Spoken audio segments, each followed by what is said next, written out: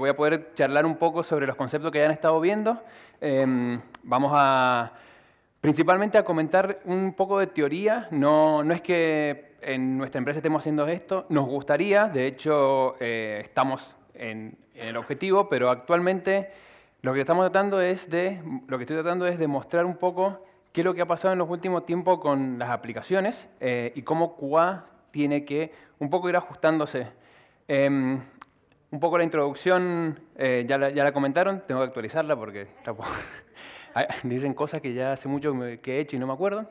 Como habrán visto por ahí el spoiler, soy un poco fan de los Simpsons y la idea es eso, es poder arrancar desde lo que era un monolítico, desde las aplicaciones y llegar a microservicios. Esto es un monolítico.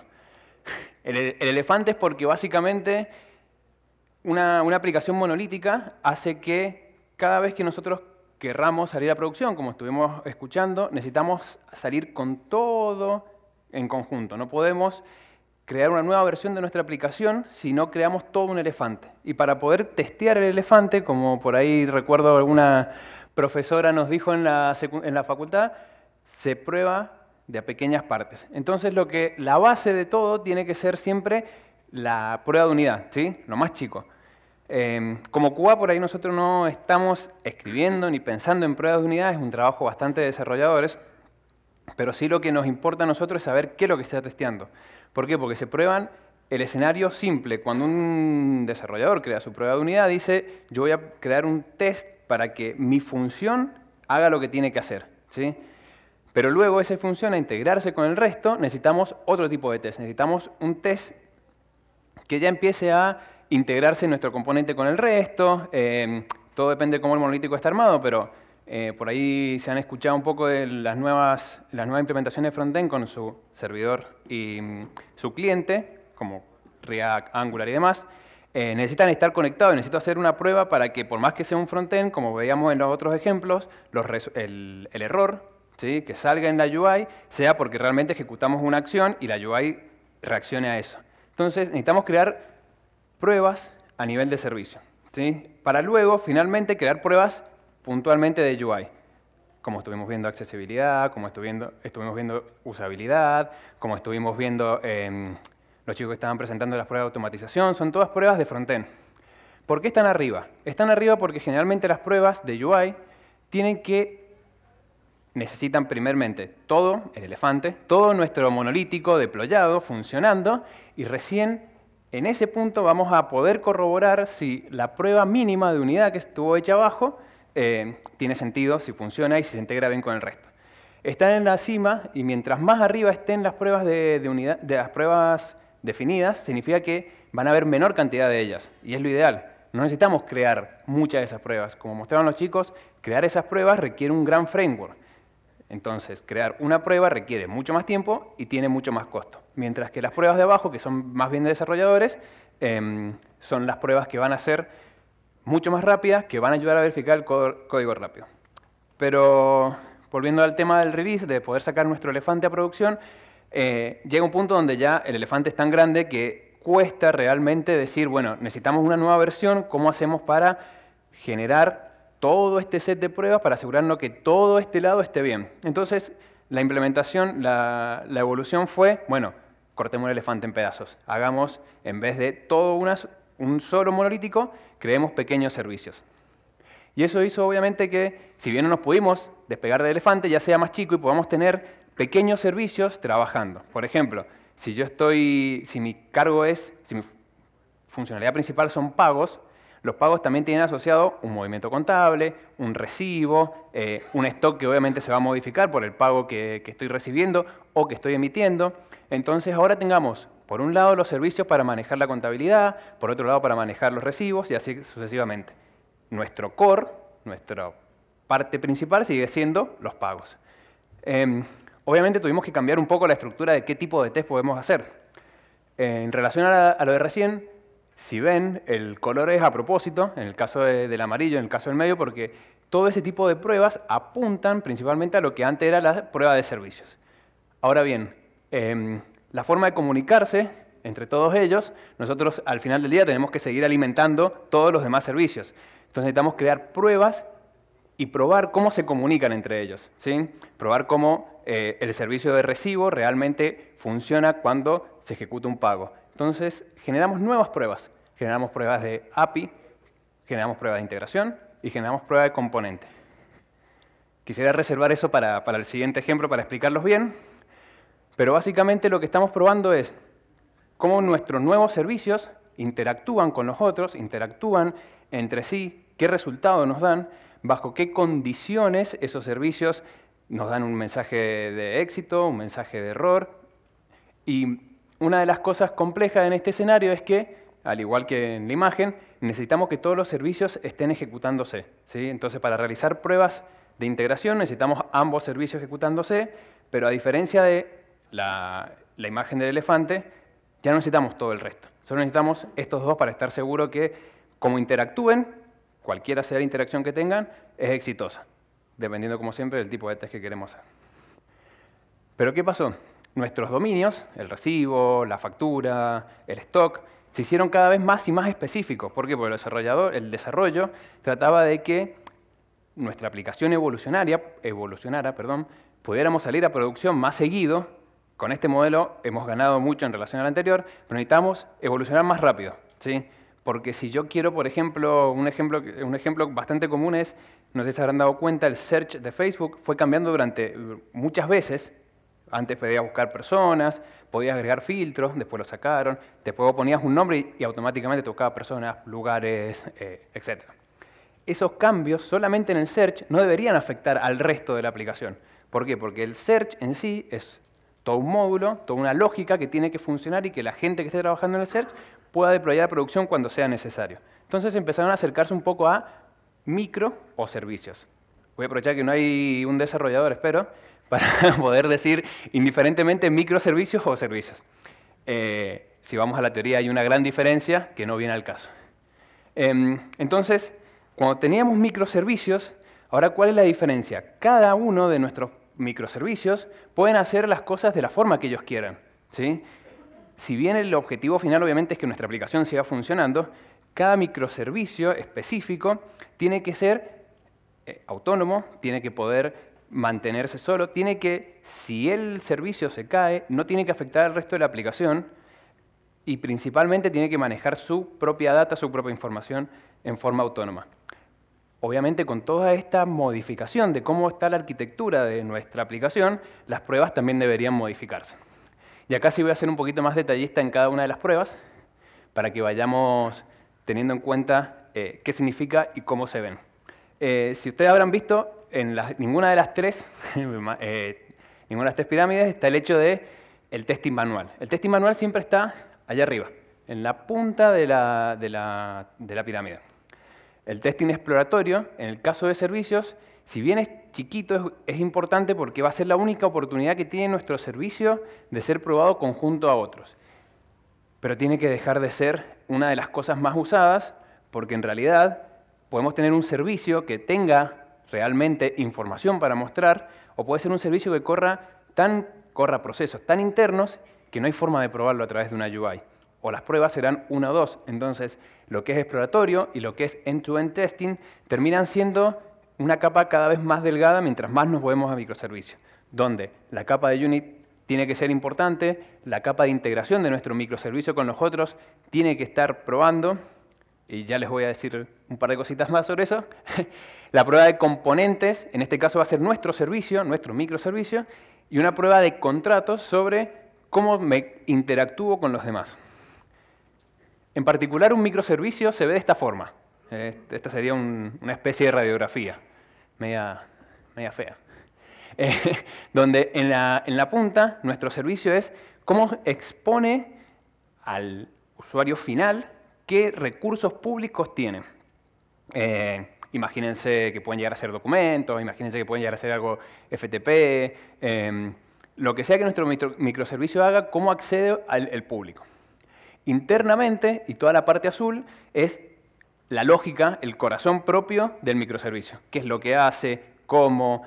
¿Cuántos caminos? ¿Qué necesidad de conectarse? ¿Qué información necesita de otro servicio y demás?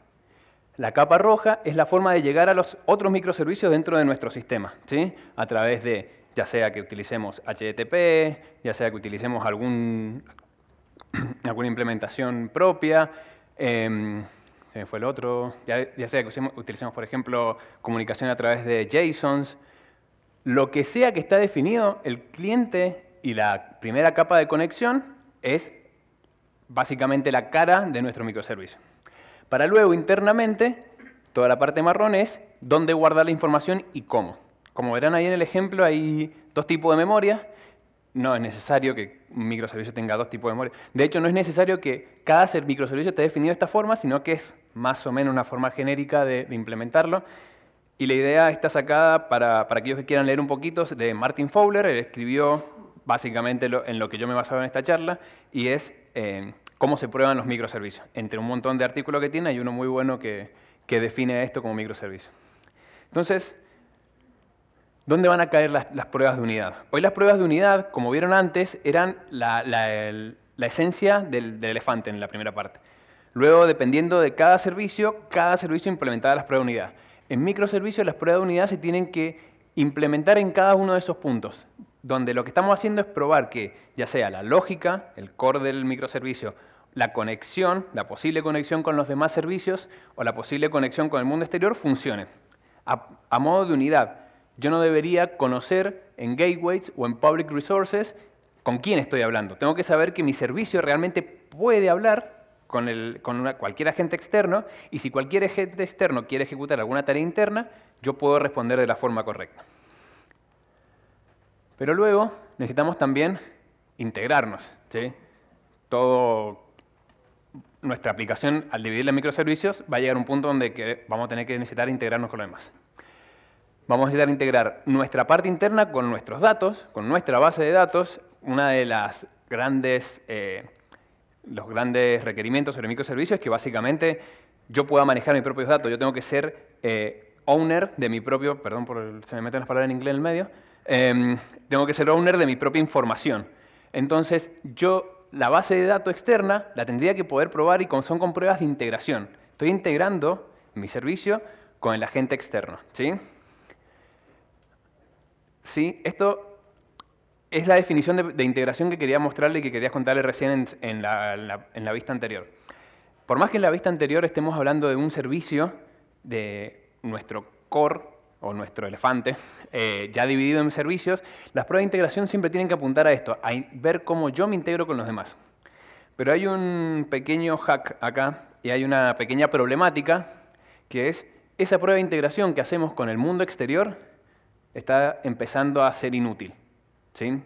Porque, como les decía, si yo divido cada vez más en microservicios, mi gran aplicación hace que las pruebas de integración dejen de tener sentido. No quiero que se vayan de acá pensando, no hay que escribir más pruebas de integración, prendámosla a fuego. Pero por ahí. La idea es que básicamente, si yo hago una prueba de integración con mi servicio A, ¿sí? Yo soy el servicio A, acá está el B, B se conecta con C y con D, entonces yo pruebo mi integración con A y con B, y los tests pasan muy bien. Y de repente viene B y dice, nosotros tenemos que hacer un refactor y voy a empezar a utilizar C en vez de D. Entonces mi prueba, de repente, empieza a tener resultados extraños. Yo, parado de acá, le pregunto a B por qué esta prueba, que viene ejecutándose bien, empieza a fallar. Entonces, me tengo que ir de mi dominio, me tengo que ir de mi microservicio, entrar en el microservicio de B y empezar a darme cuenta que ha cambiado la lógica y que ahora le pega a C en vez de utilizar el servicio D. Tengo que volver a mi microservicio y ahora hay que crear un nuevo test. Un test donde yo pueda asegurarme que B use C de la forma correcta y que no use D de la forma que yo estaba utilizando. Si internamente nos metemos, eso es solamente por conexiones, si internamente nos metemos en cómo B está ejecutando y digamos que tiene, por ejemplo, 4 caminos para ejecutar sus acciones, yo tendría que crear mínimamente un test para cada uno de esos 4 caminos. Si hace un refactor B y vuelve a habilitar esto de comunicarse con el resto, mis 4 caminos van a estar multiplicados por la cantidad de conexiones que tenga B con el resto de los microservicios. Y lo peor de eso no es la matemática, sino que lo peor de eso es que, de este lado, yo no sé en qué falló. Yo nunca voy a saber si lo que falló fue B en sí, yo integrándome con B, B llamando a los otros, Entonces voy a empezar a tener un montón de información de pruebas de integración que pueden o no estar pasando, que pueden o no estar representando lo que yo quiero hacer, y de repente la primera y probablemente la peor decisión va a ser, ya sé lo que tenemos que hacer. Escribamos más pruebas de integración. No. Entonces, en un escenario de microservicios o un escenario de servicios, las pruebas de integración están perdiendo un poco de fuerza y lo que se busca son otro tipo de pruebas. Como por ejemplo la prueba de componente. La prueba de componente, la palabra componente en informática es como bastante genérica. La mayoría de las cosas le podemos asociar el label componente. Esto es un componente. ¿Qué es lo que sí puede llegar a ser? Desde el monitor donde trabajamos, hasta el servicio, hasta una representación de la base de datos. Dependiendo de lo que estemos hablando, la palabra componente es muy grande. En particular en microservicios, el componente que tenemos que probar es el microservicio en sí. Es lo que yo estoy desde el equipo que está manejando el microservicio, desde la aplicación cómo está dividida, es lo que yo estoy ofreciendo como componente para integrar con los demás. Entonces lo que yo tengo que probar, y por ahí venía la idea de tener una memoria, una base de datos en memoria, es cómo el servicio funciona internamente. Si yo le digo al servicio, hace tal cosa y me lo devuelve, estoy andando bien. Si yo simulo llamadas desde el servicio externo y simplemente devuelvo las cosas, estoy andando bien. ¿Sí? ¿Por qué? Porque pasé por todas las instancias internas del microservicio y el microservicio hizo lo que tenía que hacer, o sea, cualquiera sea, como le decía en el caso de los recibos, su core fue crear el recibo y entrega el recibo. Entonces estoy probando toda la estructura a la vez. Y en relación a lo que le decía de las pruebas de integración, que están perdiendo un poquito de poder, en beneficio de los que se llaman las pruebas de contratos. ¿Y qué es un contrato? No hago la referencia a los Simpsons, ya se las imaginaron. ¿Qué es una prueba de contrato?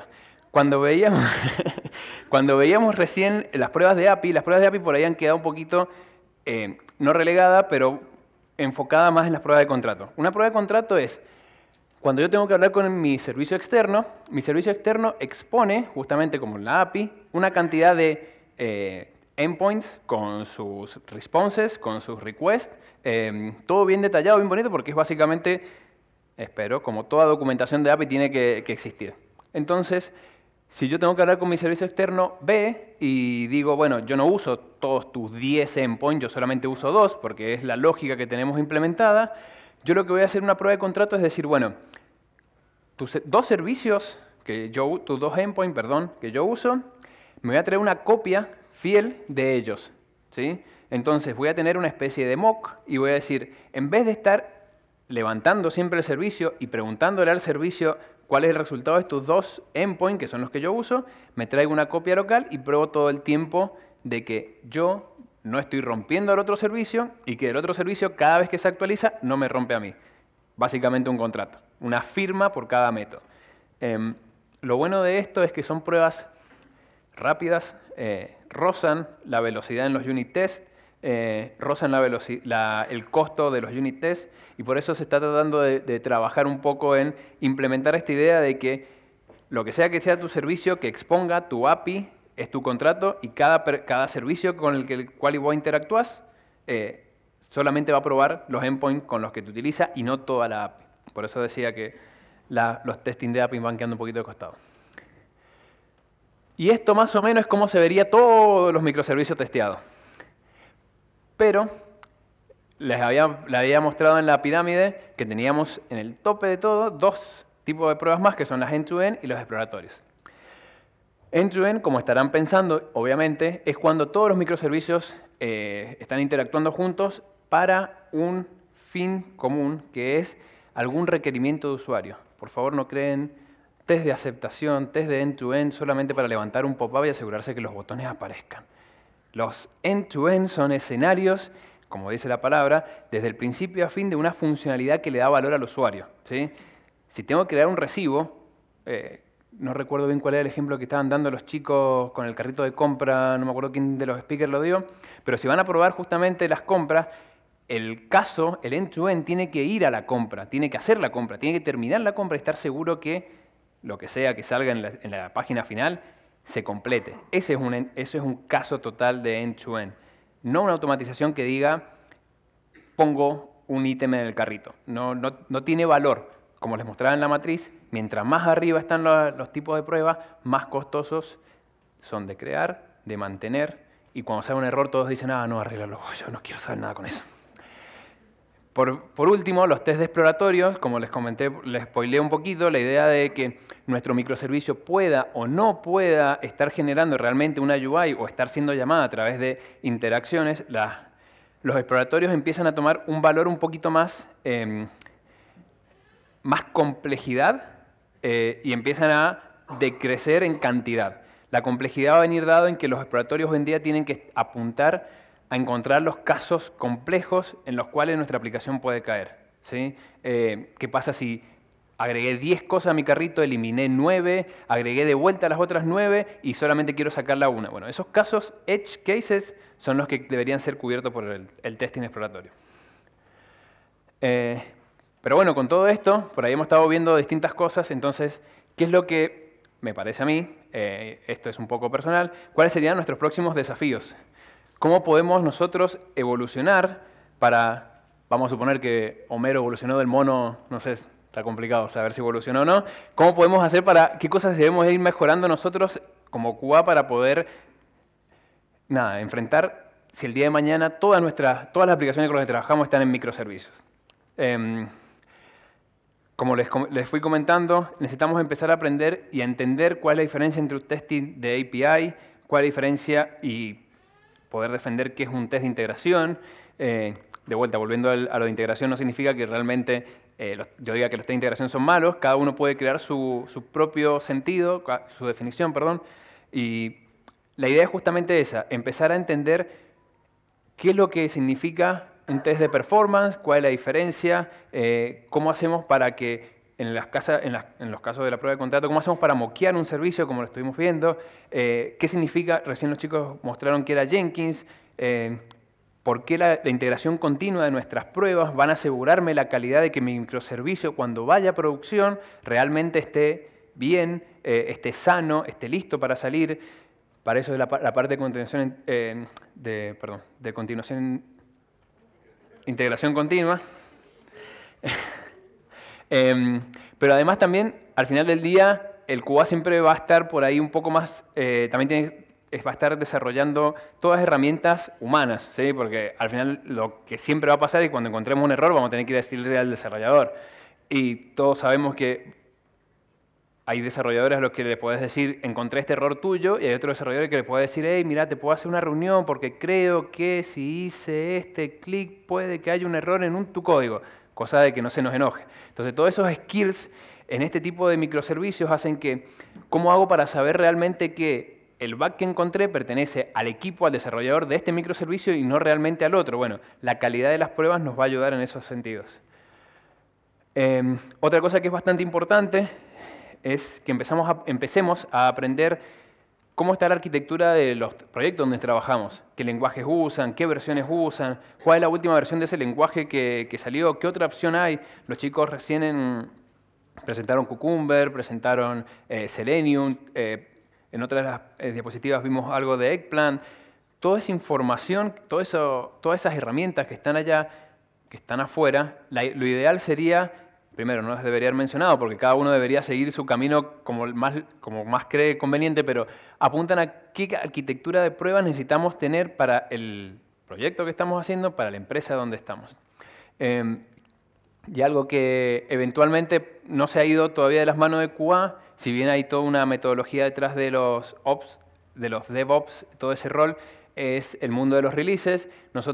Recuerden que cuando nosotros creamos tests, como en los ejemplos, o verificamos los tests, estamos diciendo que este código, este elefante o los microservicios tienen la calidad suficiente para salir a producción. Entonces tenemos que entender qué significa salir a producción. Tenemos que entender si el Continuous Deployment, la herramienta que estamos usando para el Continuous Deployment es la correcta. Me va a tener que esperar un rato más. Nos está dando los resultados, la podemos configurar, la podemos modificar. Toda esa información para justamente agregar calidad al build final, al objeto que va a salir a producción. ¿Viste? Era un poquito, me queda la conclusión. Entonces, con todos estos desafíos, con toda esta nueva tendencia, que de hecho para ser sincero, la parte de microservicios de donde saqué el tutorial, la información data de 5 años atrás. Ya la evolución de microservicios está apuntando también a otra cosa. ¿Qué creo que estaría bueno que empecemos a considerar?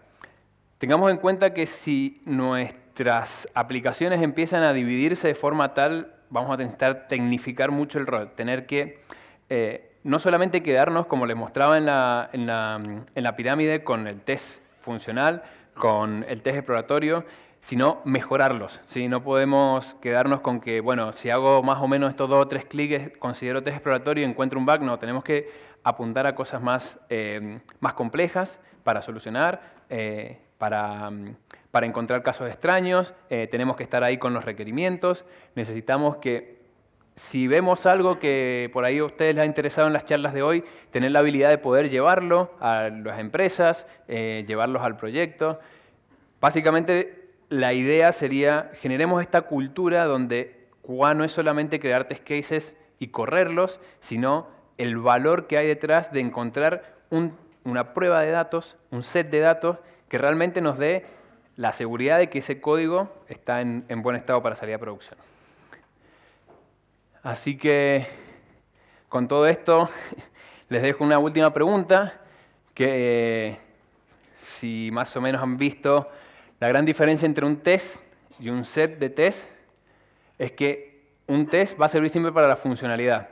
Cuando agregamos un gran set de test, un buen set de test, nosotros estamos homologando el sistema. Estamos haciendo que la calidad, estamos diciendo que la calidad de nuestro sistema es lo suficientemente segura para llevarlo a producción y que ninguna persona encuentre ningún bug. Obviamente es mentira, nunca va a pasar.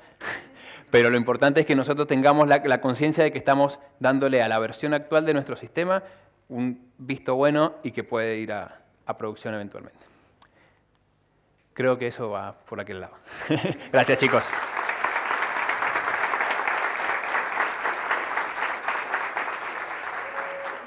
Bueno, nos preguntan si se van conjugando diferentes formas de testeo según el agrado de los programadores. En el caso que sí, ¿los resultados pueden variar de un testeo a otro? La primera palabra, ¿cómo era? Se van conjugando. Sí. Diferentes formas de testeo según el agrado de los programadores. Sí. En el caso que sí, ¿los resultados pueden variar de un testeo a otro? No, por ahí no sé si es solamente el agrado de los desarrolladores. Estas técnicas de cómo armar la arquitectura de nuestro sistema vienen dadas por estudio y metodologías que pasan en otros lados, y la idea es que arquitectos, diseñadores de sistemas, desarrolladores, QA, analistas, etcétera, digan, bueno, esto nos puede servir o no nos puede servir, tratemos de implementarlo. Las técnicas de pruebas van a seguir siendo la misma, entonces lo que sí puede llegar a pasar, sinceramente, es que una prueba que uno tiene de integración para el elefante, para el monolítico, cuando va al servicio va a tener que cambiarla, va a tirar otro error porque probablemente la comunicación es distinta, porque probablemente los resultados que ahora está devolviendo el servicio sean distintos y haya que ajustar. Entonces, sí, van a tirarla. Bien, y la segunda pregunta es ¿cuántas veces se realiza un testing hasta llegar al óptimo resultado? Ahí creo que la parte compleja es la palabra óptimo. El óptimo resultado es algo casi difícil de definir. Lo que sí tenemos que nosotros pensar es cuál es el resultado lo suficientemente seguro para nuestro sistema. Como escuchaban más temprano, no se puede probar todo, lo cual es cierto. No podemos dar seguridad de todos los casos y todos los escenarios, lo cual es cierto. Entonces, óptimo va a depender un poco de dónde estamos trabajando. ¿Y la parte principal, la primera parte de la pregunta? ¿Cuántas veces se realiza el testing hasta llegar a un resultado claro, óptimo? Lo ideal sería que las pruebas se realicen una sola vez. Que todo dé en verde, ese sería el escenario ideal. Ese sería el escenario óptimo. Que todo dé verde y que digamos está bien. La cantidad de veces va a depender mucho de qué estamos probando, cómo estamos probando principalmente, qué requerimientos estamos seguros que estamos probando. Si por ahí hay un requerimiento que está en pleno desarrollo, vamos a tener varias iteraciones hasta llegar a ese punto óptimo. Si hay un requerimiento viejo y queremos probar de nuevo con algún escenario nuevo, probablemente también el resultado óptimo va a necesitar muchas pruebas para llegar. Me parece que va a depender mucho, no solamente de los tests, sino dónde estamos ejecutando los tests. Eso es todo en cuanto a las preguntas, así que muchísimas gracias por tu participación, Nahuel.